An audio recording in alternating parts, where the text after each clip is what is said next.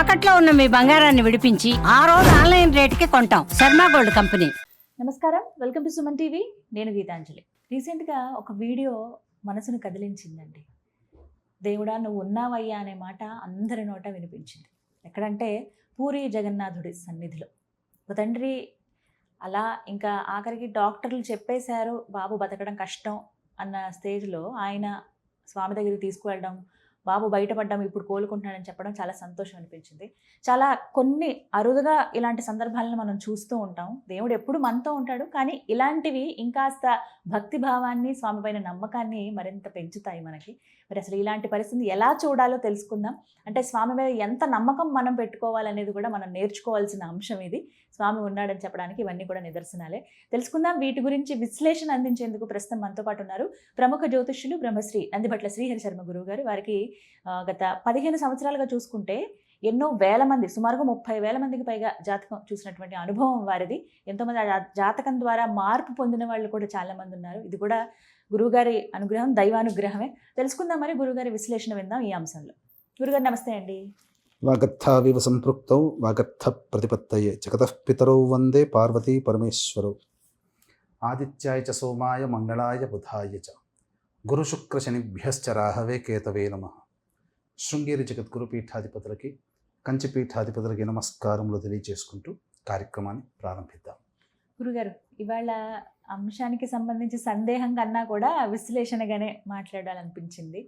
కానీ చాలా కళ్ళు చెమ్మగిల్లినటువంటి సందర్భం ఇది. చాలా వీడియోస్ అలా చూస్తూ ఉంటాం, స్వామి ఇలా అనుగ్రహించారని అనుభవాలు చెప్పడం చూస్తాం. కానీ ఒక తండ్రి ఇంకా ఏమీ చేతగాని స్థితిలో ఇంకేమీ లేదయ్యా నీదే దయా అని చెప్పి పాదాల దగ్గర పుత్రుడిని పెట్టడానికి వెళ్తే జరిగినటువంటి ఆ సంఘటన అందరినీ కదిలించింది. స్వామి ఉన్నాడు అనడానికి మరొక నిదర్శనం ఇది. ఏం చెప్తారు? మీకు చూసినప్పుడు ఏమనిపించింది? మీరు పంపించింది కూడా చూశానమ్మా వీడియో. అందులో కూలంకషంగా మనం గనక చూసుకున్నట్లయితే దైవ ప్రేరణ ఒకటి, దైవ శక్తి రెండు. ఎందుకంటే తండ్రి ప్రేరణ చేశాడు, దైవాన్ని ఆరాధన చేశాడు. దైవశక్తి ఇక్కడ దైవశక్తి ప్రకటితమైనటువంటి సందర్భం. ఈ రెండు సందర్భాలలో జీవం పోసుకున్నది ఒక బాలుడు.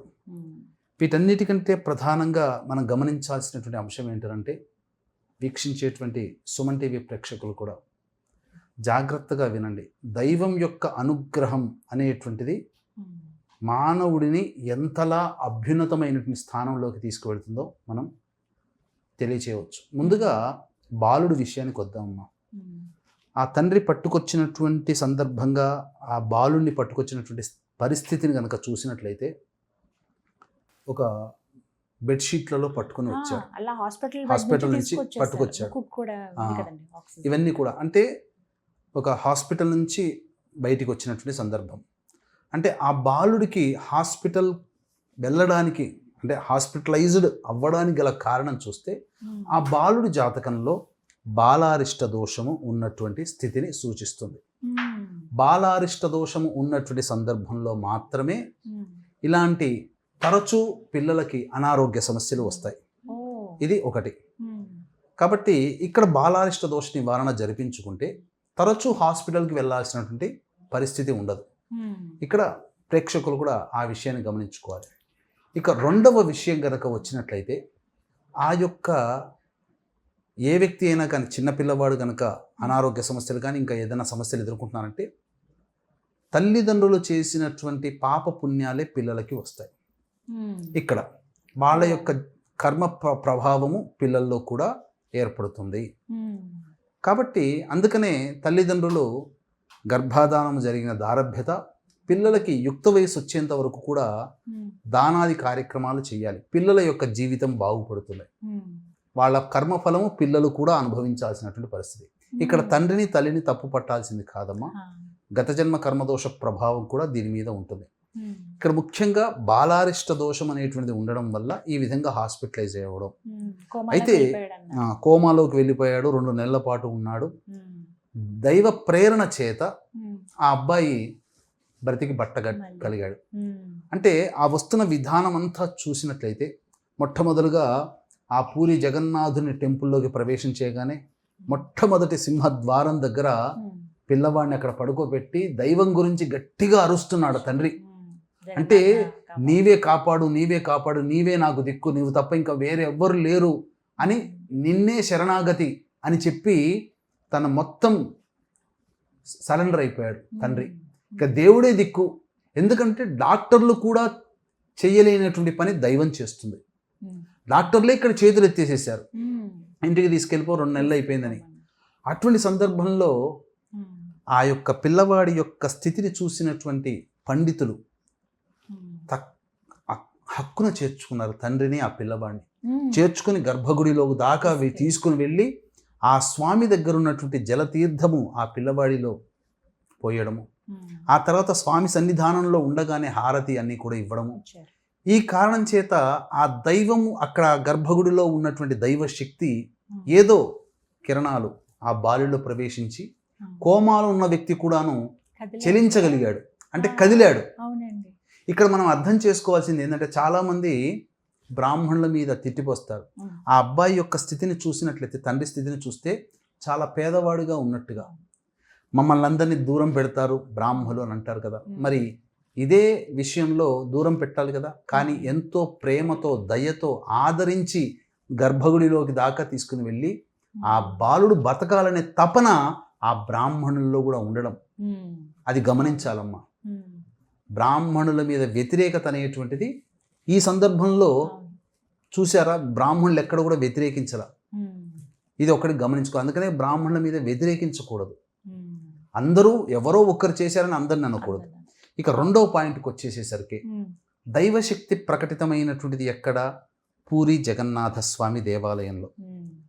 మనకు ఒక్కొక్క యుగ ప్రమాణాన్ని అనుసరించి ఈ భూమిలో వెలిసినటువంటి సిద్ధక్షేత్రాలు, జ్యోతిర్లింగ క్షేత్రాలు ఇవన్నీ ఉన్నాయి. అయితే కలియుగంలో కూడా ఇప్పటికీ కూడా దైవశక్తి నశించినటువంటిది, దైవశక్తి కలిగినటువంటి క్షేత్రాలు 3 ఉన్నాయి. అంటే మిగతా క్షేత్రాల్లో దైవశక్తి లేదా అని కాదు, దైవశక్తి ఉంది. ప్రకటించబడే దైవశక్తి, అంతర్లీనంగా ఉండే దైవశక్తి ప్రతి క్షేత్రంలో ఉంటుంది. అది భక్తుడు దైవానికి మధ్యనే ఉంటుంది. కానీ ప్రకటితమయ్యే దైవశక్తి కొన్ని క్షేత్రాల్లోనే ఉంది. ఈ కలియుగంలో 3 క్షేత్రాలు చెప్పబడ్డాయి. 1 కాశీ, 2 బద్రీనాథ్, 3 పూరి క్షేత్రం. ఈ 3 క్షేత్రాల్లోనే దైవశక్తి ప్రకటితమవుతుంది. బద్రీనాథ్ పూరి క్షేత్రంలో అంతర్లీనంగా ఉంటే కాశీలో ప్రకటితమవుతుంది. సదా సంచారి అయి ఉంటాడు ఆ పరమేశ్వరుడు. కాబట్టి దైవాన్ని నమ్ముకున్నాడు, ఆ దైవమే కరుణించింది అన్ని సందర్భాల్లో కూడా. అది నిజమైనటువంటి ఆత్మవిశ్వాసము, ఆత్మ ప్రేరణతో జరగాలి.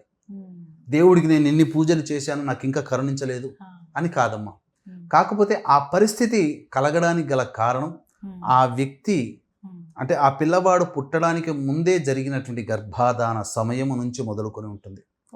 అందుకనే పూర్వకాలంలో షోడశ సంస్కారాల్లో మొట్టమొదటిది గర్భాధానానికి పెద్దపీట వేశారు.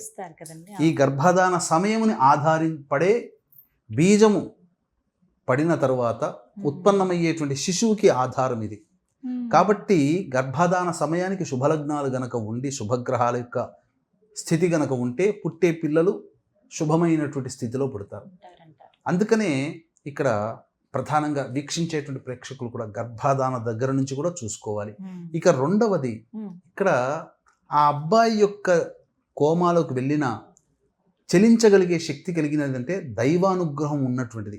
అంటే ఆ అబ్బాయి పుట్టిన సందర్భంలో ఎక్కడో ఒక చోట, అంటే ప్రత్యక్షంగానైనా కాకపోయినా పరోక్షంగానైనా కానీ ఈ దైవ అనుగ్రహాన్ని పొందే గ్రహము అనుకూలంగా ఉన్నటువంటి కారణం చేత ఆ విధంగా బయటపడ్డాడు.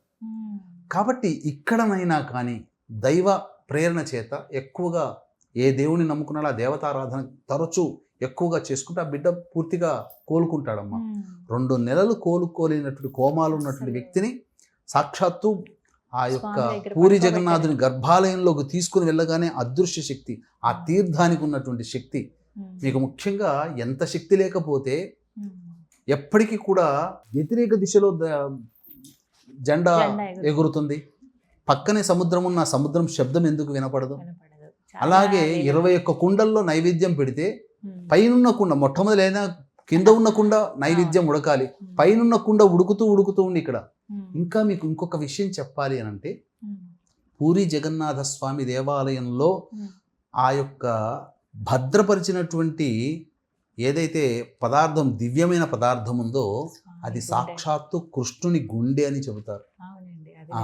అందుకనే ఆ యొక్క సందర్భంగా ప్రతి 12 సంవత్సరాలకు ఒకసారి అమ్మ మార్చేది, అంతేనా, మారుస్తారు. ఆ యొక్క సంబంధించినటువంటి కలపని మారుస్తారు. ఆ మార్చే సందర్భంలో కూడా ఎవరు కూడా ఆ బ్రహ్మ పదార్థం అంటే దాన్ని చూడకుండా ఉండడం కోసమై ఆ యొక్క రాజు, పూరి సంబంధించినటువంటి రాజు వస్తాడు, కళ్ళకు గంతలు కట్టుకొని బంగారు చీపురుతో అదంతా పూర్తిగా ఉడిచి అప్పుడు కళ్ళకు గంతలు కట్టుకొని ఆ బ్రహ్మ పదార్థాన్ని, అందులో ఉన్నటువంటి దాన్ని ఇలా కళ్ళు మూసుకునే కొత్తగా తయారు చేసినటువంటి శిల్పంలో ప్రవేశపెడతాడు. ముట్టుకునేటప్పుడు ఉండేటువంటి అనుభూతి ఏంటనంటే, ఒక కుందేలును ముట్టుకుంటే ఆ కుందేలు పట్టుకున్నప్పుడు ఎంత మెత్తగా ఉంటుంది శరీరము, ఎలా అయితే కుందేలు కదులుతుందో అలా బ్రహ్మ పదార్థం కదులుతుందని. అంటే సాక్షాత్తు విష్ణు అంశ సంభూతుడైనటువంటి కృష్ణుని యొక్క హృదయం అక్కడ భద్రపరచబడి ఉంది. ఇంకా స్వామి ఉన్నట్టే కదమ్మా, ప్రకటితమైనటువంటిది, అటువంటిది. కాబట్టి ఇటువంటివన్నీ కూడా ప్రకటితమవుతాయి. కాబట్టి ఇప్పటికైనా దైవం ఉంది, మన ఆర్తనాదాన్ని ఆ దైవం ఆలకిస్తుంది. నువ్వు ఏ మతంలో ఉన్నా, ఏ దేవుణ్ణి పూజించినా, ఏ దేవుణ్ణి ఆరాధన చేసినా ఆర్తిగా చెయ్యి. అందుకనే చూసినట్లయితేనమ్మా, ఇతర మతంలో ఉన్నది ఒకే దేవుడు కాబట్టి తమ గోడంతా ఆ దేవతకి, దైవానికి వెళ్ళబోసుకుంటారు. మనకు అనేక మంది దేవి దేవతలు ఉన్నారు కాబట్టి, పైగా మన హిందువుల్లో మనకు చులకన అంటే గొప్ప గొప్ప విజయాలు పొందినా అది దైవానుగ్రహం వల్ల పొందాము అనేటువంటి ఆలోచన చేయకుండా, నేను నాస్తికుడని చెప్పుకుంటూ చేసుకున్నట్టు నా విజయం అన్నట్టుగా. ఇప్పుడు మనకు రీసెంట్గా చూసినట్లయితే రాజమౌళికి సంబంధించిన ఇన్సిడెంట్ అదే కదమ్మా. అంటే విజయ పరంపర తలకెక్కినప్పుడు, నన్ను మించిన వాడు లేడనే భావనకి చేరుకున్నప్పుడు, మనిషిలో ఉండేటువంటి అహంకార స్వరూపమైనటువంటి భావజాలము దైవం కంటే నేనే గొప్ప అనే ప్రకటితం అవుతుంది కొన్ని సందర్భాల్లో. ఇప్పుడు ఆ సంబంధించినటువంటి ట్రైలర్లో ఆలస్యమై ఉండవచ్చు, దైవం నీ వెంట ఉన్నాడని మా నాన్న ఉన్నాడు కాబట్టి ఇన్ని విజయాలు సాధించగలిగాడు. దైవమే లేకపోతే ఈయనకన్నా గొప్పగా వాళ్ళు లేరా? మంచివాడు కావచ్చు, డైరెక్టర్గా మంచి సినిమాలు తీసి ఉండవచ్చు, గొప్ప విజనరీగా ఉండవచ్చు, కానీ ఓడలు బండ్లు, బండ్లు ఓడలు అవుతాయి ఎంతసేపు. కాబట్టి దైవం లేదు అని చెప్పడానికి లేదు, దైవం ఉంది కాబట్టి ఎంతోమంది దైవత ఆరాధన చేసిన వాళ్ళు నిండు నూరేళ్ళు ఆరోగ్యంగా బ్రతుకుతున్నారు. అలాగే ఇక పనికి రాడన్న వ్యక్తి ప్రపంచానికి పనికి వస్తున్నాడు. అలాగే ఇంకా జీవించడన్న వ్యక్తిని కూడా దైవం ప్రకటితమయ్యేటువంటి సందర్భం ఇది. కాబట్టి వీక్షించేటువంటి ప్రేక్షకులు అందరూ కూడా దీని నుంచి నేర్చుకోవాల్సినటువంటి గుణపాఠము, మన ప్రేరణ, మన ఆరాధన ఏదైతే ఉందో దైవం తప్పకుండా వింటుందనే విషయాన్ని చేసుకుంటూ మన పని మనం చేసుకోవాలి. షడ్భాగంతు మనుష్యాణం సప్తభాగం దైవ చింతనం. కాబట్టి 6 భాగాలు కష్టపడాలి, 7వ భాగం దైవానికి వదిలే. కృష్ణుడు కూడా అదే చెప్పాడు కదమ్మా, నీ పని నువ్వు చెయ్యి, మిగతాది నేను చూసుకుంటాను అని చెప్పి అన్నాడు కదా. అర్జునుడికి అదే హితబోధ చేశాడు కదా. మరి దాన్ని ఎందుకు మనం పట్టించుకోము? అందుకనే అటువంటి కృష్ణుడికి సంబంధించినటువంటి హృదయం అక్కడ ఉంది కాబట్టి ఆ ప్రకటితమైనటువంటి శక్తి ప్రభావం, తండ్రి తన బాధ్యతని చేశాడు, దైవం ఆదరించింది, నిలబెట్టగలిగింది. ఇది చాలు మనకు దైవం ఉన్నది లేదని చెప్పడానికి. ఇలాంటి సందర్భాలే మరొకసారి అందరూ అక్కడ స్వామిని కూడా జగన్నాథ ప్రభు అని ఆ రాజుగానే చూస్తారు. ఏదేమైనా మరొకసారి నిదర్శనం ఇచ్చారు, ఆయన ఉన్నారని మనందరికీ తెలిసేలా చేశారు. ఇది చాలా సంతోషం. అబ్బాయి ఇంకా ఆరోగ్యంగా ఉండాలి అని మనస్ఫూర్తిగా కోరుకున్నాను. ధన్యవాదాలు గురుగారు. సర్వం శ్రీ ఉమామహేశ్వర పరబ్రహ్మార్పణమస్తు.